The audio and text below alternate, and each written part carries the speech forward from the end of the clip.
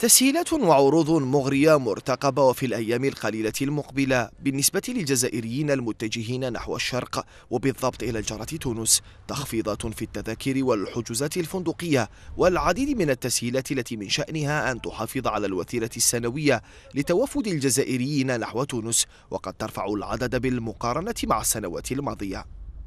قررنا بعض التسهيلات لأخواننا الجزائريين وحتى للسياح التوانسة، جالية تونسية في الخارج والتوانسة اللي موجودين معناها ينجموا في العطل نتاعهم يمشوا للجهات السياحية.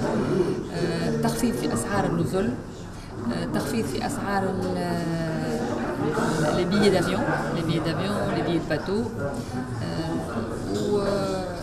وقلنا احنا تحسين الوضع في الاوضاع في المعابر اللي في الفرونتيير تونس والجيريان اللي هما باش يكونوا لايقه بالاخوان اللي يجيو لتونس، خاطر ثم هما برنامج باش نعاودوهم كومبليتمون. اما قلنا حتى الشهر هذوما الشهرين اللي جايين هما باش يبداو في المستوى.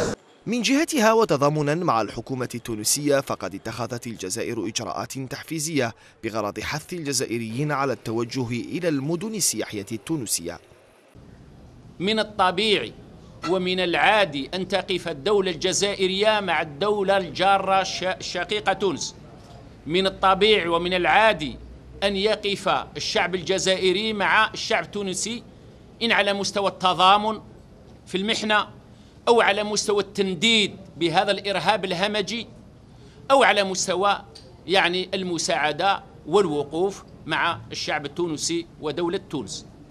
هي إذن إجراءات متبادلة من كلا الطرفين بعد العملية الإرهابية التي استهدفت أحد الشواطئ التونسية والتي أدخلت البلاد في قائمة الوجهات الأكثر خطورة في العالم، تصنيف يؤثر سلبا على الاقتصاد التونسي الذي تعتبر السياحة فيه القلب النابض.